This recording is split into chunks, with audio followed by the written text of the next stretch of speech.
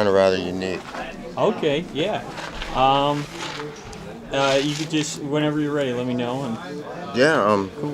Where you gonna ask questions or? I'll ask questions, but if you just want to say your name and say whatever you want to say, Well, you my can. name's Daniel. I've been out here since Halloween. I was downtown LA back in the '80s when I got out of the service and headed west and ended up downtown. That's where I learned how to deal with people. I was down there 5, 6, 7 years. Had 2 jobs. Then I left, went back east, met my first wife, had Macy. She had a 2-year-old. There's 4 years difference. Um, I was calling for her a couple years. We went back to Ohio. Had my son Justin. She passed away 2001, 2 days after Thanksgiving. My daughter was 7. My son was 5.5. Jesse was 9. Got remarried 5 years later. Married 6 years. Drove a stake through my daughter and me.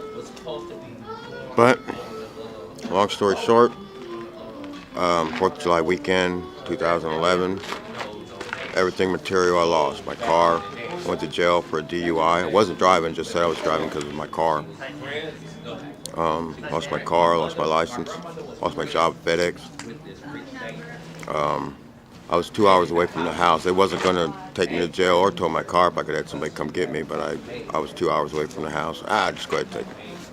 Well, that was cool, I mean, everything happens for a reason, and my part is it happens when it's supposed to. Because if it didn't happen when it's supposed to, it really wouldn't happen because you wouldn't capitalize on it. I got out the jail and I stepped out the door. I lit a cigarette. Said, "Lord, help me get home as fast as you can." Started walking. Walked about a block and a half. Guy gave me a ride to the expressway. Got on, got off the next ramp.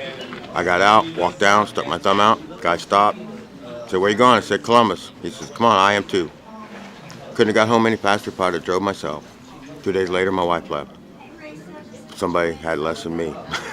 Go figure. I just lost everything. I lost everything except my children's love.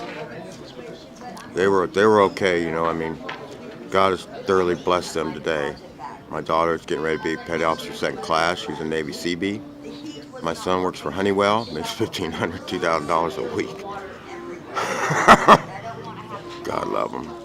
But I mean, that's a testament of God Himself right there with my son, and with the people that He surrounded my daughter with. But so after everything was gone, I was sitting on the couch and I tried to go to sleep, not wake up. I woke up 2 days later, and I'm laying there, open my eyes. The very first thought I had was, all is for the good for those who love God and called according to His purpose. And 3.5 weeks later, I was on a bicycle with $30 in my pocket and what little bit I can carry and needed. And all I had was me and the two things I believed in the most, and that was God and country. And I had a sign on my pack that said 1,000 miles for God and country, $ needed. Off I went, you know. And I sat there. I sat there for a minute. I smoked a cigarette on a corner of interstate, or not interstate, but State Highway 33 and 104 in Columbus. I sat there on the on-ramp and smoked a cigarette, thought about what I was getting ready to do. I mean, I'm in Columbus, Ohio, getting ready to ride a bicycle to Florida to exercise my faith and trust in Him, because that's what He wanted me to do, so that He could reveal Himself to me, so that I can reveal Him to you. And 50 years. the love, I mean, when well, I'm going to stay on course here. So God blessed me with an abundance. I remember just about everybody that gave me a nickel, You know what a Google on is? that trip. And I hit Richmond, which is about a week and a half, 2 weeks into it. It's about my halfway point. And I sinned before God. I mean, I biblically sinned. I'm not going to say I'm a recovering, because I don't drink. I don't do drugs. I smoke cigarettes, and that's really very rarely because, I made a vow I ain't gonna buy no more cigarettes. I'll buy singles, 50 cents, or stuff like that. And my philosophy on that is when I pick up a cigarette butt, and this comes from when I left Florida. I left Florida on my 3rd-year anniversary of arriving, and that was not a coincidence. I mean, it was not planned. Since the moment I left, God has revealed. Like I don't know if I don't know if I said this or not, but it's taken me 6 years, over 40,000 miles, 40,000 plus. Pretty close, and 3 jobs in 3 different states to get where I'm at right now. And I mean, when I arrived in Florida, I arrived in Florida 3.5 weeks later. But when I hit Richmond, I sinned before God, and I got biblically drunk. I mean, the only thing I remember from that day is, hey man, cops are here. And I look up and there's a squad and there's a cop and a crowd of people, and the cop looks at me and he says, lady called, thought you were dead. I said, no, I'm okay, as I was packing up, and the next memory I have of that day is some black transvestite hooker going down, hey sweetie, you better get up or the cops are going to take you to jail. You can't be sleeping on your sidewalk. I was sleeping on my bike. And I got up and I walked across the street and walked up. I went in the store and I bought a pop. I came back out and drank half of it and I was out. I woke up 4.5 hours later. It was dark. I had no idea where I was. I walked out in front of the store in the middle of the street and I looked. And I said, oh, Lord, you're going to have to help me now. Daniel did it again. He screwed up. So I started walking this way. And I walked about 10, 15 feet, and something in the back of my head said, turn around. So I turned around and started walking. I walked to a T. I was still on my route, but I come to a T, and I looked across the street, and my pack was there, but my bike was gone. Now, I just lost it. Here I am in the middle of this God and country exercise of my faith, but that was supposed to happen because where it took me, I would have never went if I wouldn't have sinned before God, because it was supposed to happen, because this is one of the revealings. So this happened to be Saturday night. It was about 11:30 when I woke up, and I just wandered around, and so I stopped at the store and I waited for it to open. And I went inside, I bought a pop, and I asked the lady, I said, where's the nearest church? She said, 3 blocks down, top of the hill. Now that's very significant that I would find out later. Now I went there, and it took me to St. John's Church on the Hill, Richmond, Virginia, celebrating 400 years. The only church in the country that cannot separate church and state is because it's where Patrick Henry gives a speech, give me liberty or give me death. That started the Revolutionary War that gave us Independence Day, which is where God said, enough's enough, come on. And, I mean, all is for the good, and granted, I lost everything material, but I really didn't have anything. I mean, I did. I had a place to live. I had, my wife, and, everything was, but it was a really, really hectic year. But, I mean, so, I long story short, I don't even know what they were talking about. I mean, it was a Catholic church. There was 100 people on stage, all in robes.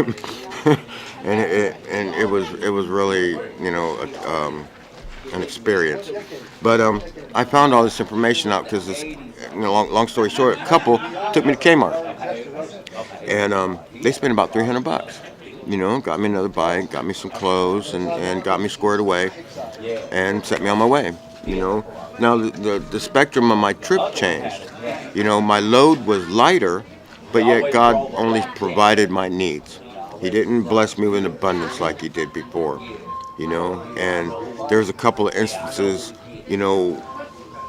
from Richmond on, like when I hit Myrtle Beach, it was just happened to be a Sunday morning, and I was in church, and I was in one of the back pews, and somebody came up to me and talked to me for a minute. I said, yeah, I'm from Ohio, Well, this couple that was sitting in front of me turned around, oh, we're from Ohio, we're down here on vacation, blah, blah, blah. Yeah, I'm doing 1,000 miles for God and country, I'm funds running kind of low, and yeah, and Oh, then her husband kind of drilled me a little bit. How long you been on the road? You know, which way to come? Blah blah blah. You know, I just ran on down to him. He says, "Don't worry about it. We're gonna take care of you." You know, so after the sermon, you know, he handed me an envelope. You know, and I went out to my bike and there was $180 in there. You know, and see that's kind of significant as far as God providing our needs. You know, when we're doing His will. That's the only time. You know, when we pray. You know, and you know we don't we God's not going to answer our prayer unless it's according to His will. You know, and if we pray for something that we want, you know, we're not going to get it because God's not going to answer our prayer. For all we're going to do is spend it on our own evil pleasures. You know, and but it's significant because there was a big storm coming up from Florida, man, on the coast, and that was able to get me a hotel room. You know, and that was cool. You know, get me off the road and get me squared away at night. You know, and then I was off on the next morning, and when I arrived in Florida, when I arrived in Jax, I'm kind of skipping a little bit, but when I arrived, you know, the reason I went to Florida was because I have a cousin. His name is Galen, and he's a big time federal cop. You know, I mean, he's been a cop for 25, 30 years or something like that, you know, and I had to get a DNA test because my father's a war hero, you know, and you know, 2 Silver Stars, 2 Bronze Stars, 2 Vietnamese Merit Medals for Valor. He's one of the members of one of the most distinguished units, you know, of Vietnam. That's 2nd Battalion, you know, Delta Company, 2nd Battalion, 501st. And it floors me, but, you know, I called him, and he never returned my call or anything. We did, you know, have conversation, and he said, call me back. He never did. So it just happened to be Sunday morning, so I went to a Church of God, you know, and it would just happened to be on the road that I was on, 17, you know, that I got on in Williamston. And this lady, you know, after the sermon, you know, we started to pray, and all of a sudden she started praying in tongues, started going off, you know, and then a couple of days later, you know, I was at Circle of Ministries where God had led me to go, and there, Pastor Dave, he 82 years old, on fire for the Lord, and on that Tuesday he did the same thing, you know, and then that following Sunday, you know, Sarah, she did the same thing, and that was 3 times by 3 different people in the first week I arrived in Florida. The song that God sang over me was Third Day, Born Again. You know, if you listen to that song, that was me at that time, and it still is. You know, I'll listen to it today, and you know, a lot of Third Day songs really minister to people. But to deal with homelessness isn't the problem. You know, it's a symptom of a greater issue, and when you choose to do something, you know, that means more than not having a choice to do it. You know, and when I left 2 years ago, I left a job. I was a security officer in downtown Houston, and I left the place to live to go work for God, and that was it. You know, and I've worked since then. I worked all last year. You know, from November to about August or September. You know, and get my son squared away, and then when his job took him, you know, I was just making enough to, you know, I mean, $300-400 a week. I was living in a hotel. You know, I've worked all my life, you know, for just to exist, really, not to really live, you know. And I'm so thankful that my children have loyalty, honor, respect, and hard working, and that they're successful, and they don't have to, you know, deal with, you know, they've had a hard life, you know. You know, but so I when I left Florida, you know, I worked at Coach, you know. I mean, I was there 3 months, you know, and then I worked, you know, and then I worked the whole time until I left. You know, that was really, you know, that was her answer to prayer. You know, I was reading this book. It's called Answered Unanswered Prayer. That's where I learned, you know, God's not going to answer your prayer unless it's according to His will. You know, not that you're going to spend it on your own pleasures. But I said, and sometimes God wants something. You know, you want something, you know, you got to give up. You know, I said, okay, Lord, help me get a job, and I'll give you my first check. You know, and bam, you know, I went and did the motions. You know, I mean, God will help you do it, man, but you got to do it. You know, I mean, you know, faith without action is dead, man. And you can have all the faith in the world, but if you ain't doing nothing, ain't nothing gonna happen. you know. And prayer the same way, you know. I mean, if someone asks you to pray for them and you're able to answer that prayer and don't, you know, God be using you, you know, to answer that person's prayer, you know. But it doesn't matter if you do or not, because God's going to answer it anyways, you know, if it's according to His will, you know. And so it's like, so when I left, I went to Ohio, and the reason I went to Ohio was because my mom had progressive dementia. I mean, she couldn't think to press the nurse's call button, you know. And there's a testimony there too, because when I seen her, she didn't look like my mom. She had no idea, but God did give us a moment, you know, where she had clarity and she knew, because I hadn't seen her in 3 years. You know, I left the room and came back in, and she looked at me, and I looked at her, and I said, "Hi, Mom, I made it." And she looked at me, and a big old smile came on her face, and she put her arms out, and I gave her a hug. I said, "I love you, Mom." And she says, "I love you too, Danny." And then that was it. You know, she had no idea, you know. And I told God, I said, "Lord," I said, I mean, either bring her home or make her better, one of the two, you know. And right now I can call her and have an intelligent conversation with her, you know. But to get where I'm at here, you know, a couple of weeks ago, when I arrived here, I'm a veteran, and I go to the VA, and I went through a process to get medicine, okay, to help me focus and to help me write. And you know, dealing with homelessness is a full-time job, and you have to be able to understand.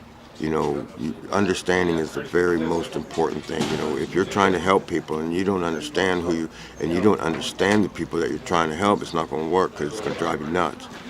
You know, and so you have to have understanding, and with understanding comes wisdom and knowledge, and wisdom is the use of knowledge. So the more you understand, the more knowledge that you gain, okay, and then you use your wisdom to use the knowledge to be able to help the people and understand. And see, you know, there's nothing to do, you know. And right now, you know, like I was saying, you know, a few weeks ago, I wrote a book, 356-page book, you know, and it's all chaotic, and it's thoughts, and it's testimonies, and it's prophecies. And the prophecies was downtown LA, man, I had a thing to get everybody off the sidewalks, okay, and then use the people to clean the sidewalks. Okay, they're doing that right now, but it's state people, you know, it's county workers. It's not. You can put the homeless to work right now doing a job they can do, you know, and that's scrubbing sidewalks, you know, and you know, as far as you know, I know God sent Trump. You know, he ain't perfect. You know, I mean, I know because God confirmed it to me. You know, in early 2014, a question came, "What do you want in a president?" And I thought about it for a while, and I said, I want a president that's self-funding, that doesn't want to pay for the job, and to take out and his cronies, because they're all corrupt like you would not believe. I mean, it's mind-boggling of how deep the corruption is in the Democratic Party, and the people that are believing the lie, and that's the problem.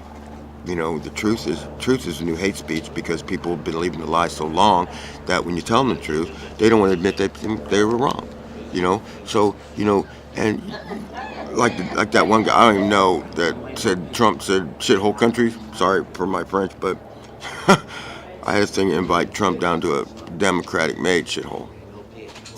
You know, and you know, Trump could gain the support, you know, of these people by stepping in and going, but like I said, and I know, and how I know God confirmed it is God confirms things to me in 3. You know, in the interview, if you've noticed how many times I've said the letter 3, you know, and that's one of the confounding patterns of this past 6 years, 40,000 miles. You know, when I was in Ohio, I worked at a casino, and I said, Lord, I said, bless the people. I was in housekeeping. I said, bless the people that sit at the machine I wipe down and sit in the chairs that I push in. And a couple of days later, I said, Lord, show me a winner so that I know what I'm doing is working. And about an hour later, I walked back to my station, and there's a little ruckus and a little commotion, you know, and I look up at the machine I just wiped off not too long before, and It was up 88,000 pennies. That was only $880. But I said, okay, Lord. The next day when I came in, Carla, she's a VLT attendant. She's a person that comes when you're sitting in the machine, press service button. She comes over. She says, Daniel, she says, after you left last night, there was 3 more jackpot winners.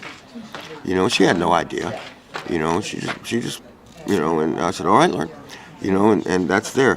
When I was working in Houston, I was working I worked for Allied Barton. Security officer. I still have my guard card. And that's where I bought my bike. I worked my butt off, but I was in a position to be able to save because I was only paying $125 a month. Living at U.S. Vets. When if you're trying to get out of the position you're in, you have to be able to. That's where the Stop and Regroup Foundation comes in. Sometimes we need to stop, regroup, and then hit it again. And if we don't have a place where we can go to where we can stop and regroup, have our needs met, work, and learn how to reintegrate into society, that's a big issue. But there's so much more, and I have all my writings over there, and I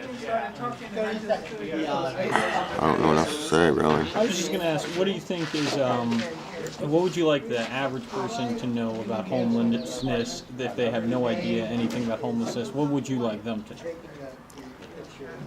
When you're walking down the street and you see these people talking and do not engage them. If you're sitting at the bus stop, and you hear somebody talking, don't look at them. Don't just ignore them. There's crazy people out here, man, and that don't need to be out here. And these people, you got homeless people out here giving homeless folks a bad name. And it's, I don't know. That's basically the issue. Don't engage folks. It's, you can generally tell. Which ones. The ones that are really, you can tell different levels of craziness. And that's the problem. Why are they out here? Blind, crippled. And how can you have a blind man out here homeless? And that's where understanding comes in.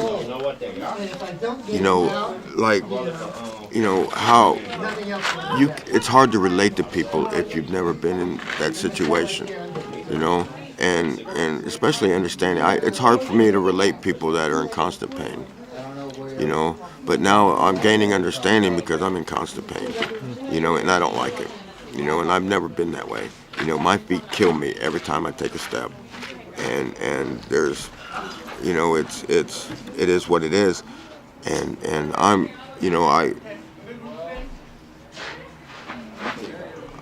here to help people like me, and I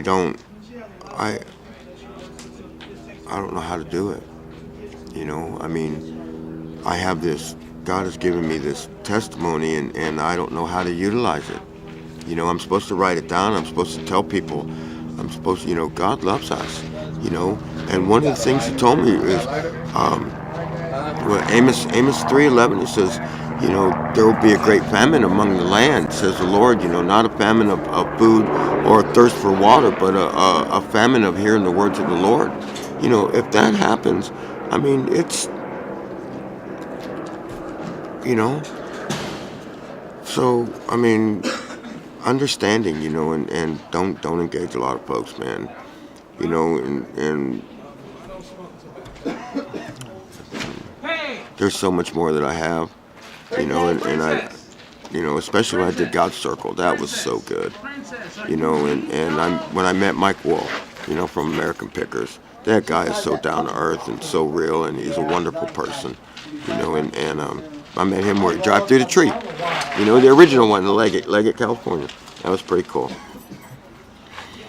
And 9/11, I met, I have a Facebook page of the same name, a Circle of Love for We the People, because in God we trust. My Facebook is Daniel Lee 3, capital III. 4,900 friends, and most of, I'll be on 4 years on the 28th of March. and most of my friends, you know, we're all kind of like-minded, you know, but they're all, you know, responsible. You know, we're all conservatives. You know, personal responsibility, man, is the main. I believe in that the most important thing. You know, if you don't have, if you know, being held accountable, personal responsibility. You know, and you know, I'm a conservative. You know, and but the reason I know God sent Trump is because Trump only went to 3 inaugural balls. Why? I don't know. Most presidents do 10, 12, 14, 19. You know, and Trump only went to 3. That's how God confirms me. 3. You know, and so Oh, thank you so much, Daniel. I yeah. really appreciate it. Thank you, sincerely. Thank you.